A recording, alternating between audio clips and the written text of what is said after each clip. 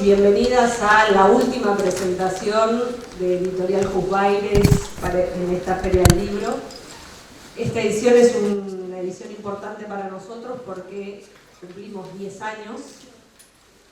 Por eso queríamos festejarlo con un tema como consumo, que veo que apasiona porque estamos a sala llena. No, pero un tema como consumo que acabamos de tener nuestro fuero especializado en la materia. De hecho, me acompañan 2 de los 3 jueces en la materia. Y bueno, obviamente me acompaña la defensora del pueblo, María Rosa Muñoz,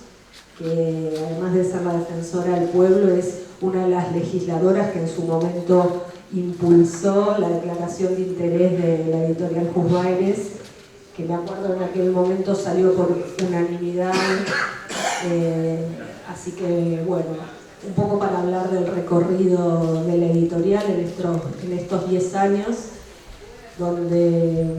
recibimos también el sello del buen diseño, el premio del sello del buen diseño, y que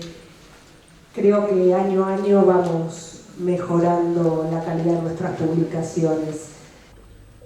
Quiero hablar concretamente de esta obra, que es una obra colectiva,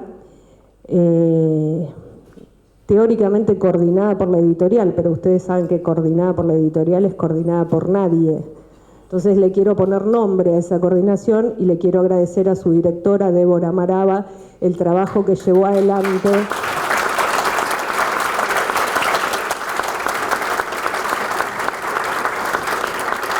El trabajo que llevó adelante para coordinar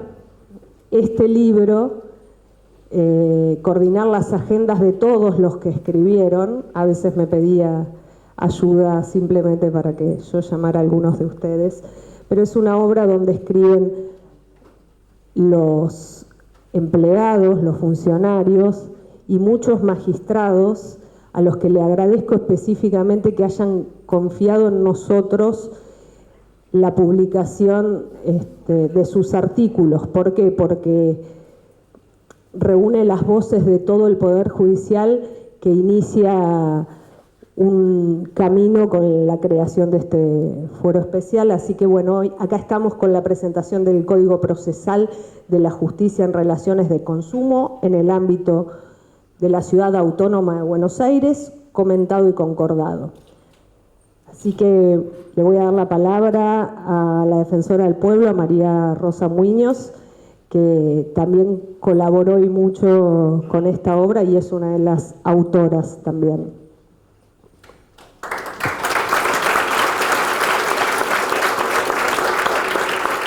Bueno, buenas tardes a todos y a todas. Gracias siempre a Alejandra García, a la editorial,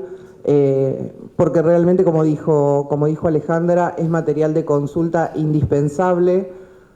supongo que para todos los que estamos acá, pero fundamentalmente para los que llevamos adelante la tarea de conducir instituciones dentro de la ciudad de Buenos Aires. Si no pudieron pasar por el stand de la editorial, les recomiendo que pasen, porque la cantidad de títulos es amplísima y todos encarados con la misma seriedad que este código procesal. Yo me traje algo para leer, pero en el medio de la locución de Alejandra se me ocurría qué grandes avances que hicimos estos últimos años con la creación del Fuero de Consumo dentro de la Defensoría del Pueblo, históricamente, antes de que yo fuera defensora, incluso con los defensores anteriores y su antecesor, que es la Contraloría General. El tema de consumidores y usuarios era el número 1 y lo sigue siendo. Y obviamente se van incorporando temas, especialmente después de la pandemia y todo el vigor que tomó la virtualidad, los negocios a través de la virtualidad, las estafas a través de la virtualidad, es un tema que se fue incorporando y fue creciendo. Fui parte como legisladora de la creación del fuero, de la votación del fuero. También le dimos impulso a juicio por jurados, que espero pronto sea una realidad en la ciudad. todo en pos de el servicio a los porteños y las porteñas y la democratización del sistema de justicia. Ahora sí,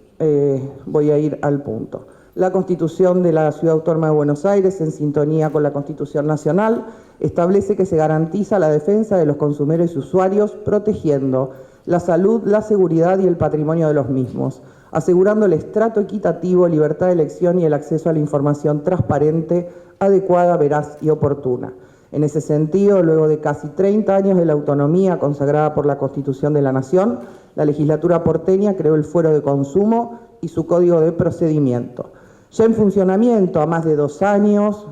hubo resoluciones protegiendo a los consumidores de estafas bancarias, phishing, por ejemplo, cuando le roban la identidad a una persona y se realizan transferencias a terceros, donde la justicia de la ciudad ordenó suspender débitos en cajas de ahorro del cliente estafado. Otros resultados positivos se dieron cuando se resolvió prohibir el acoso que sufren amigos y familiares de deudores morosos, así que se dictaron medidas judiciales ordenándole a una empresa crediticia suspender todo tipo de contacto, telefónico, por carta, correo electrónico, mensaje de texto, WhatsApp o cualquier otro medio.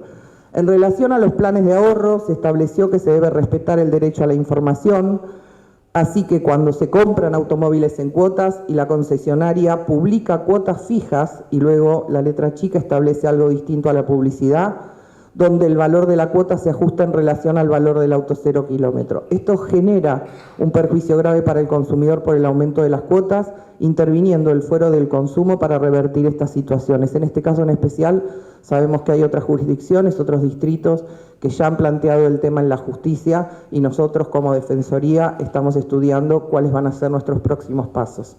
Asimismo, y en relación a los artículos que nos tocaron escribir relativos a un tema trascendente de la ley que sancionó la legislatura, que es la gratuidad a favor de los consumidores, donde se estableció claramente que el consumidor no debe abonar los gastos de pericias, los honorarios de los letrados intervinientes y todo otro gasto originado de la tramitación del proceso, incluidos los honorarios de los mediadores y los gastos incurridos en la etapa prejudicial,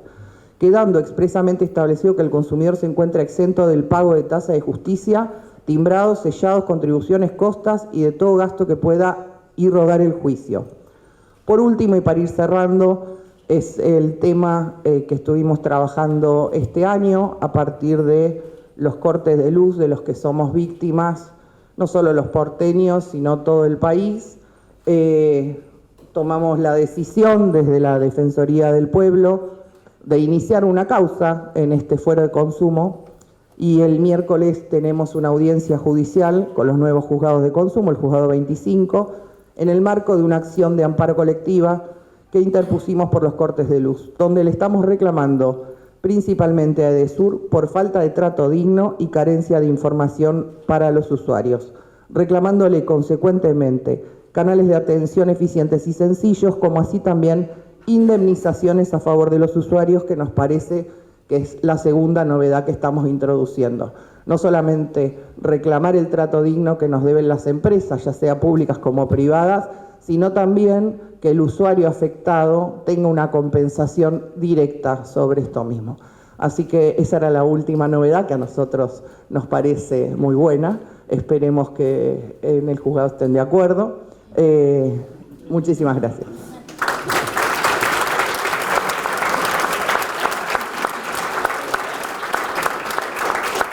Ahí tomaron nota de que teníamos en el panel 2 de los 3 jueces de consumo. Le voy a dar la palabra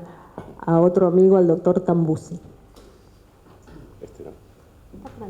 Bueno. Hola, buenas tardes a todos. Gracias por haber venido. Para mí es también un placer estar acá hablando de lo que nos gusta, de lo que nos apasiona y de buenas noticias. Porque en estos tiempos, donde yo creo que ya está medio como impuesto cierta imposibilidad de leer más de 3 párrafos seguidos, para mí, desde lo más profundo de lo sentimental, en mi espíritu académico sobre todo, la presentación de un libro es un desafío a esa tendencia. Así que celebro haber podido ser parte de la obra, lo cual desafía un poco mi objetividad, haber sido también elegido para presentarla de alguna manera y estar acá contando que hay una nueva producción académica elaborada colectivamente que le da un valor muchísimo más grande como contribución a algo que ya está en marcha, que felizmente también, debo decir, me toca protagonizar como juez, y que es lo que alguna vez fue un sueño, haber trabajado desde hace mucho tiempo, no solamente uno, sino con la ayuda de muchos amigos, colegas y personas que se sumaron con su aporte, a que exista primero el Código Procesal para la Justicia en las Relaciones de Consumo y después, por supuesto, que existan las condiciones políticas, jurídicas, para que el fuero empiece a funcionar. Así que en este entorno, un libro es, como dice mi amigo Carlos Hernández, un verdadero hacedor de sentimientos, y eso es un poco lo que fuera de toda moda quiero venir a manifestar acá, las cosas que siento cuando pasan estas cosas. Presentaciones de libros que, insisto, como obras colectivas, demuestran un valor de compromiso de todos los involucrados en hacer su aporte para la comprensión de algo nuevo, que ahora que lo estoy viendo empezar a comprender en la práctica diaria, sin duda va a necesitar de este y de muchos otros aportes más. Uno ya ha hecho el suyo, Javier Weintraub también, Baruselli y demás, hemos sido comentaristas de esta obra y ahora la estamos vivenciando en la práctica, así que este es el primer camino y un aporte más en esa senda perfectible de los códigos de procedimiento, que tienen una gran responsabilidad en algo que a veces a la justicia en general o a los abogados en particular nos divorcia un poco de la gente. Es lo que más cuesta explicarle al cliente cuando uno es abogado o a veces desde funcionario o magistrado judicial, las alternativas, los recovecos, lo curialesco del procedimiento, del rito, que siempre marca algunas fronteras bastante difíciles de separar. Por la materia que trata, que como ya he dicho es la que nos apasiona, el código es un procedimiento pensado exclusivamente para las características propias de los conflictos de consumo, para lo cual los códigos habituales, e incluso por más que ahora estén incorporando la oralidad en algunos puntos y recibiendo una especie de pintura fresca de modernidad, siguen siendo insuficientes para incorporar algunos elementos, principios e instituciones que son propias del consumo. Como dice el tango, por la fe que lo empecina, porque creo que todos los que participaron en la obra, ya que es lo que nos ocupa, pero también todos los que de alguna manera la gestaron con su aporte, creyeron en lo que estaban haciendo. Había una gran fuerza de convicción en que los habitantes de la ciudad de Buenos Aires necesitaban ese gran desafío de imponer la autonomía de la ciudad y crear la justicia propia, y los consumidores de la ciudad necesitaban un espacio con la jerarquía de espacio judicial para poder resolver sus conflictos. Por el momento en que se da, porque convive el código y el lanzamiento de esta obra con el alumbramiento de la justicia del consumo, y porque se entiende, hemos podido cotejar que la forma de escribir de los que estamos en general en consumo y las que he visto en todas las obras aportan una claridad en el lenguaje que lo hace accesible y abandona todas esas conexiones doctrinarias que poco le sirven al abogado que necesita munirse de literatura y de elementos para trabajar que le sirvan para los casos que tiene que resolver día a día. Entonces creo que la justicia en las relaciones de consumo que se está gestando merecía, y el libro honra, un aporte como este, que además subraya, y esto lo digo siempre que puedo, la madurez de la disciplina. Este aporte del fuero propio le da un certificado mayor, pero ya antes teníamos, y algunos no lo comprendían, un artículo de la Constitución desde el año 94, una ley especial desde el año 93, en esta ciudad más de 50 o 60, ya perdí un poco la cuenta, leyes que ha dictado nuestro Parlamento porteño y que amplían, explican, mejoran, especifican algunos aspectos protectorios de la ley general. Tenemos constitucionalismo provincial que ha desarrollado esto, la misma Constitución de la ciudad, muchas obras de doctrina, mucha autonomía curricular en las casas de estudios, mucha jurisprudencia de todo el país, y en especial quiero hacer referencia a la que antes de todo esto la Cámara de Apelaciones en lo contencioso fue haciendo en la ciudad con respecto a los recursos directos, que más allá de resolver sanciones sí o sanciones no, marcó un sendero muy fuerte de interpretación de muchas normas de la Ley de Defensa del Consumidor. Y creo que el tiempo lo dirá cuando siga caminando, pero esto apunta, por lo menos en la idea que siempre pasó por mi imaginario, a que se termine con ese paradigma de que el proveedor especule con que nadie inicie juicio porque es caro, lento, complicado y reúne malas sangres y peripecias de toda naturaleza, que hace que abogados y consumidores prefieran hacer una elección que es nefasta: salud mental preservada y resignar justicia. Esto creo que con este avance está en viso de terminar, y un poco es responsabilidad nuestra, pero también, por supuesto, todos tienen que poner su parte, sobre todo los litigantes, para que esto sea una realidad. Camino que no está siendo del todo inocente. Estamos viendo algunas inhibitorias que nos plantean jueces nacionales, algunos planteos de inconstitucionalidad del fuero que están haciendo los propios abogados de las demandadas. Entonces, vemos que esto no es inocente en cuanto a sus efectos y que va a ser seguro, como ya lo está haciendo, susceptible de algunos ataques que jurídicamente se van a tener que resolver. Así que saludo esto desde lo más profundo de lo que uno puede sentir. Consumo, siempre lo digo, y perdón si alguien lo escuchó otra vez antes, tiene esa cosa que a mí me enamoró, que es ser una rama del derecho profundamente humanista. Así como dicen de la medicina, que no es una ciencia humanística, sino es humana. Bueno, consumo dentro del derecho modestamente también. Porque más allá de hacer como el resto de las disciplinas jurídicas, meterse en la teoría del acto jurídico, el contrato, el sinalagma y esas cuestiones de palabras raras y de código y esto y lo otro, también atiende, y eso se aprecia apenas asomarse al estudio de la Ley 24240, por ejemplo, cuestiones que son propias de la naturaleza humana, tan olvidada hoy en muchos aspectos, que tiene que ver con dudas, incertidumbres, engaños,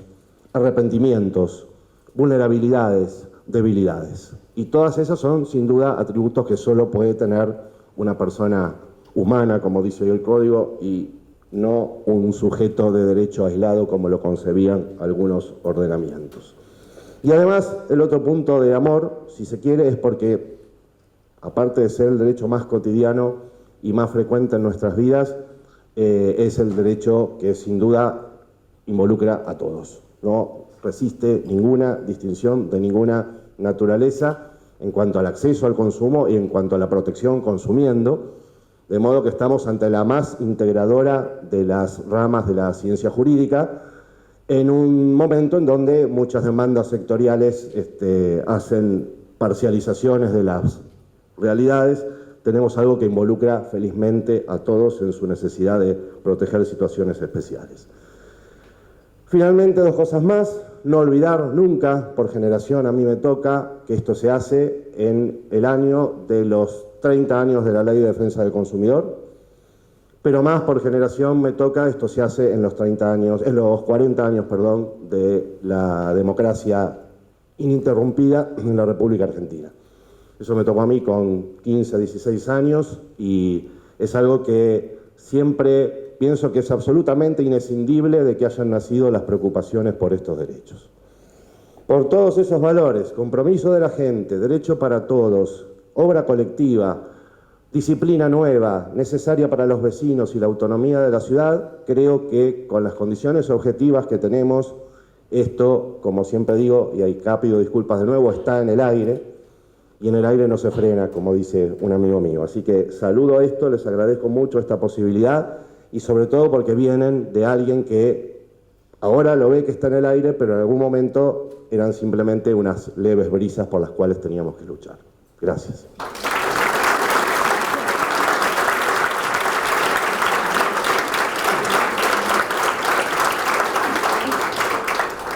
Bueno, escuchada la explicación, los sentimientos de Carlos sobre el tema,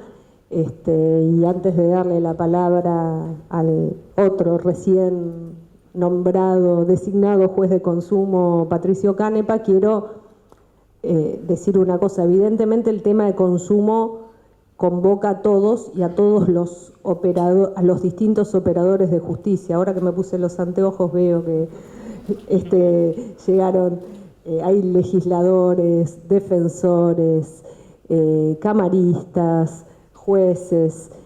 muchos jueces que estuvieron a cargo de estas secretarías, las 3 secretarías que inicialmente se crearon en el Poder Judicial. Veo al director del sistema de conciliación previo, al doctor Dedeu, al doctor Darcy, Juan Pablo Schneiderman. Seguramente no estoy viendo un montón, pero de todos los que operamos en el sistema de justicia, en el tema de consumo, veo que se han acercado a esta presentación y quiero agradecerles una vez más la presencia. Y ahora sí, los dejamos con Patricio Canepa, Pato para los amigos. Bueno, Alejandra, muchas gracias por la invitación de la editorial a presentar el libro, también por invitarme a escribir. Antes de entrar en el código comentado, quiero hacer algunas reflexiones sobre algunos puntos que están vinculados con la estructura procesal que marca este nuevo código. El primero de ellos tiene que ver con, creo que incorpora algunos elementos que tienen que ver con un proceso de reforma en los procesos judiciales no penales, de abandonar el viejo paradigma del expediente escrito que entró en crisis, que tuvo su apogeo con el Código Procesal Civil y Comercial de la Nación, que marcó una estructura que fue seguida por muchas provincias y que incorpora 3 elementos que son esenciales: la oralidad, la inmediatez como una forma de contacto directo entre el juez que resuelve el conflicto y las partes, y la adversarialidad como un sistema de debate hacia el interior del expediente. Creo que hay varias provincias que han abandonado el proceso escrito y se han embarcado en la oralidad, por nombrar algunas: Neuquén, Río Negro, Jujuy, Tierra del Fuego. El código va en esa línea, pero lo que tiene como particularidad es que diseña un proceso judicial que está centrado en conflictos de relaciones de consumo. Es decir, que todas las normas procesales están atravesadas por el sistema normativo autorreferente del derecho del consumidor, que tiene como fuente el artículo 42, y que el derecho sustantivo permea los distintos institutos del derecho procesal que están reconocidos en la norma. Y en ese sentido creo que este es un punto destacable, porque es la primera experiencia a nivel nacional y a nivel regional que se pone en funcionamiento una justicia especializada, y esta norma es pionera en pensar una estructura procesal para las relaciones de consumo. Otra cuestión que quiero destacar es que es una norma que fue sancionada en pandemia y recepta muchas de las cuestiones que el sistema de administración de justicia tuvo que incorporar en un contexto de aislamiento social para poder seguir funcionando. Quienes litigamos en el Foro Contencioso Administrativo y Tributario antes de la pandemia, en mi caso primero como secretario de una defensoría y después como defensor interino, todos los actos eran presenciales, íbamos a procurar los expedientes a la mesa de entrada, recorríamos la mesa de entrada dejando escritos, dejábamos nota en el libro de nota, las ausencias eran presenciales.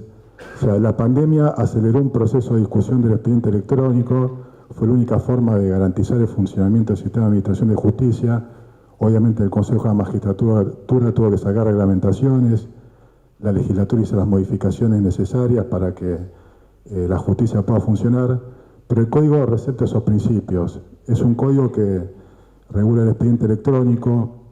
la digitalización de las actuaciones, le facilita la vida al abogado que hace las presentaciones a través del portal del litigante, se conecta a la audiencia en su estudio. Otro tema importante es que el código tiene un criterio amplio de competencia. Hay consumidores que no residen en la Ciudad de Buenos Aires y pueden realizar los actos procesales como la audiencia de vista de causa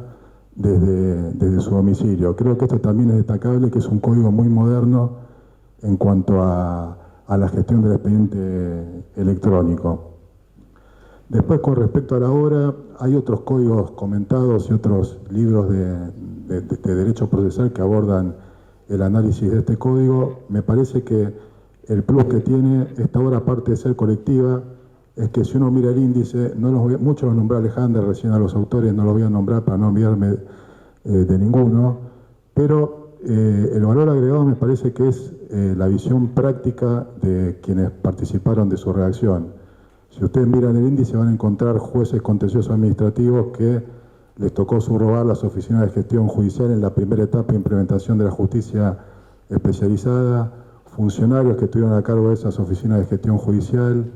jueces de la Cámara que no solo vienen actuando como alzada, sino que también venían desarrollando un bagaje jurisprudencial muy importante en lo que son la revisión de las sanciones administrativas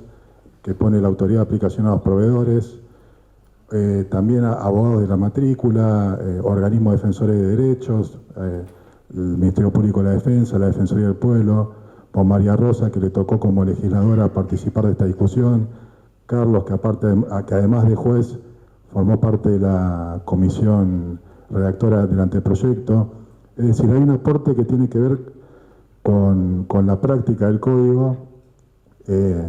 y con la puesta en funcionamiento de una norma que es nueva y que requiere interpretaciones. Obviamente a quienes nos toca ejercer ahora la competencia como jueces, nos tocará llevar adelante ese trabajo, pero que tiene muchos aspectos que merecen ser valorados. Por último, muy breve, a mí me tocó escribir sobre audiencia vista de causa. Voy a hacer una breve reflexión porque tiene que ver con lo que decía al principio, porque esta audiencia está pensada como el acto esencial del proceso. Es un proceso mixto, la demanda y la contestación se hace por escrito y la oralidad se introduce en esta etapa. Si no hay otras audiencias previstas, esta es la audiencia esencial, donde el juez, en un contexto de inmediatez, y esto lo digo porque el proceso oral lo que hace es evitar la delegación de facultades jurisdiccionales, que es una de las críticas que se le hizo al expediente escrito. O sea, que el juez no está en las audiencias, que delega ciertas actividades que le son propias. Y en un contexto de inmediatez, el Código destaca como primer función de esta audiencia llegar a la conciliación. O sea, el eje del proceso judicial ya no es realizar ciertos actos procesales hasta llegar a una sentencia, ya no hay una mirada burocrática del proceso, sino que el eje del proceso está puesto en la resolución del conflicto, y si ese conflicto se puede llegar de una manera consensuada, obviamente respetando el orden público consumeril, mucho mejor. Y esto también tiene que ver con lo que decía, con la inmediatez, con la oralidad. También está prevista en esta etapa, si bien no hay alegatos escritos, que